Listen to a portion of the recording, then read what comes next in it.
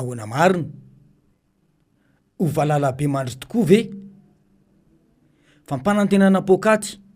valifaty politika fanampenam-bava kolikoly fanaovana tantely afadrakotra ny harem-pirenena izany no tazana amin'izao fitondrana izao iarahandrehetra mahafantatra tsara fa efa nitantana nandritra ny teteza mita ny filoham-pirenena ankehitriny io tsy zoviana amin'ny maro intsony angamba ny zavatra niainan'ny firenena sy ny vahoaka malagasy nandritra ny 5 taona angarangidina izany hoe nanomboka ny taona 2010 ka hatramin'ny taona 2012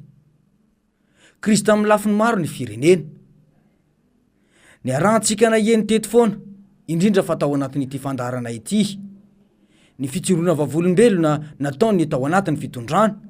tamin'izany fotoana izany fa vary tao amin'ny magro izany hoe vary alatra no nentina nampanantenana vahoaka sy ny mena vahoaka nandritra ny teteza mita ity ratsy ahivina ny fanazavana momba izany mipetraka volana marsa le fanjakana teteza mita ny tarena de matoany rajoelina nisy gouvernemanta tsosykoditra natsangana aloha teo teny amin'ny 13 mai rehefa vita zay a de nataony sarisary araky ny lalàna namoaka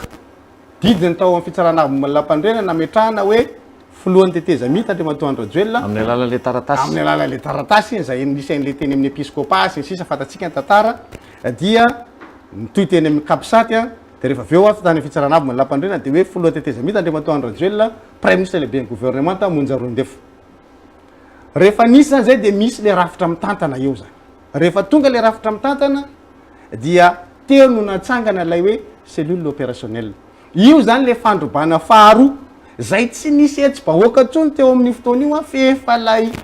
tondra tao anatin'ny teteza mita mihitsy no manao an'lay fandrobana zany hoe nandefa olona hiandraikitra ny fakana nyreo entanareo zay natao tao anatin'io cellule opérationnelle tsara ny tao anatin'io a mitarika an'io fa ny fomba fakanan'io entan'io za zao vavolombelona tamin'izany de hoe mahazo taratasy fotsiny na antso atarby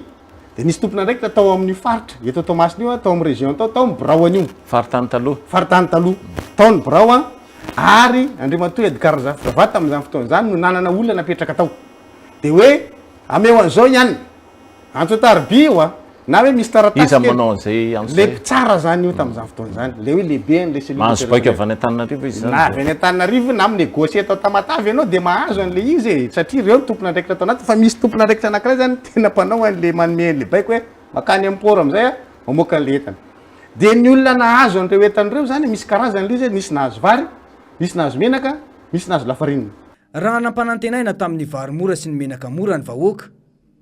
dia ny mpitondra ny aina tao anatin'ny fanondranana ny harem-pirenena toy ny hazo sarobidy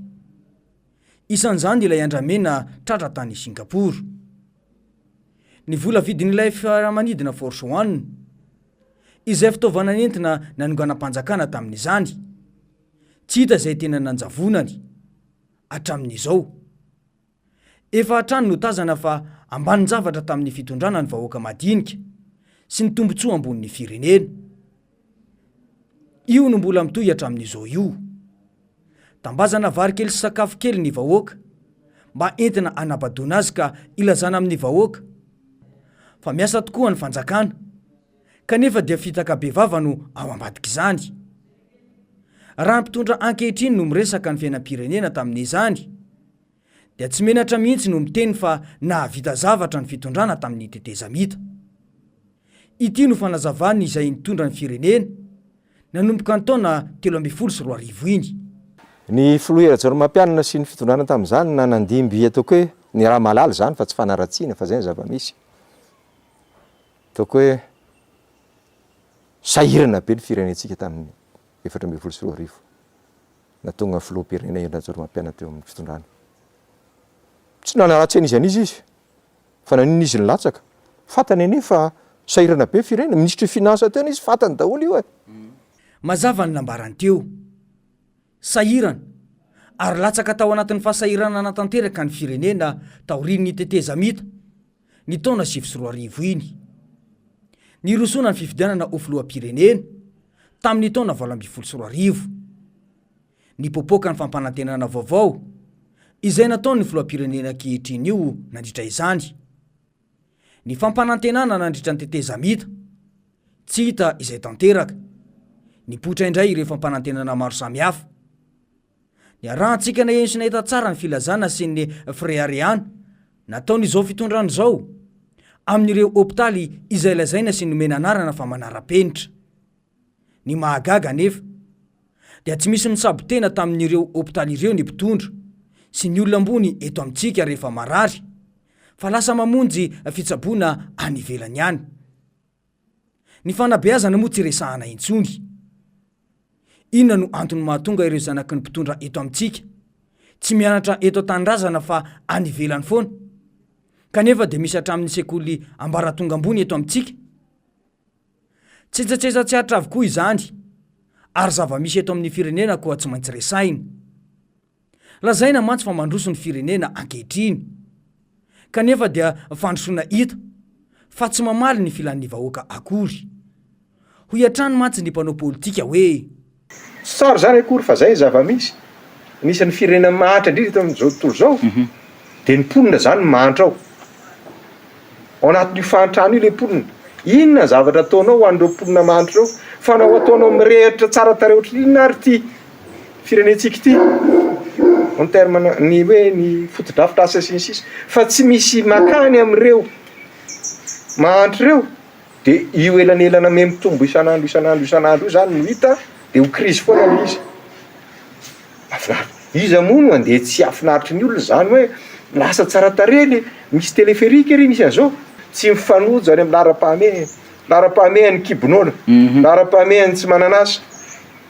lara-pahamehantsika eto Antananarivo, ny jiro tsy misy, ny rano tsy misy, toerana ivarotany olona tsy misy. izany tokoa no ilain'ny vahoaka malagasy amin'izao. Ny mahagaga nefa amin'ny olana izay hatrehan'ny firenena izao dia mbola fanaovana fotodrafitrasa toy ny teleferika ihany no irery ihany ny fanjakana. Tsy hoe rasy akory izany, fa tokony ho asa maika ataon'ny fanjakana amin'izao aloha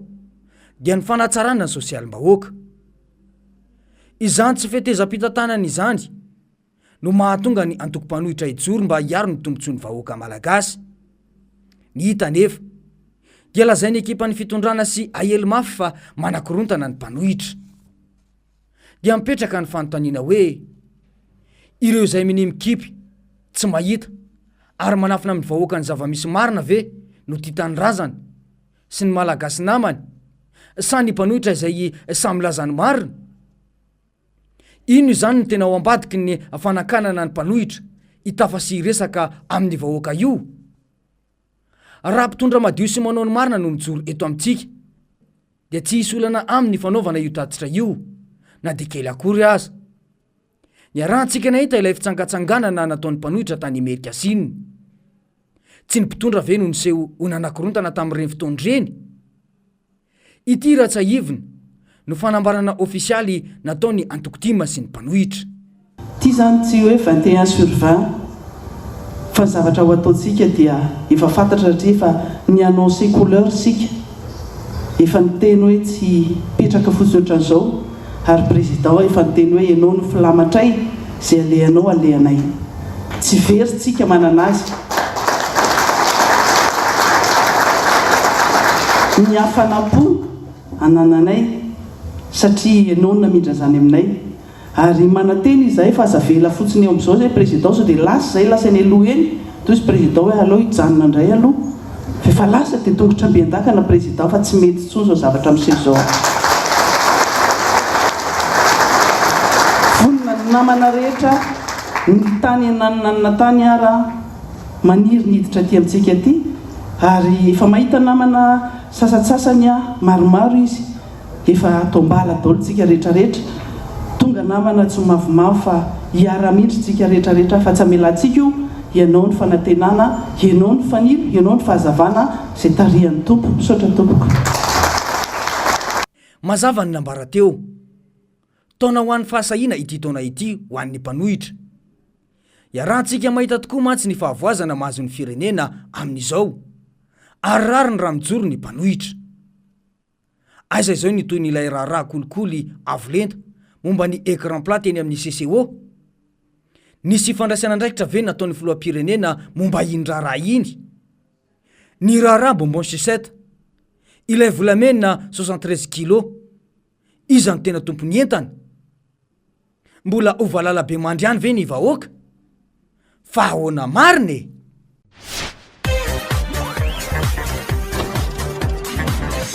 Ahoana marina.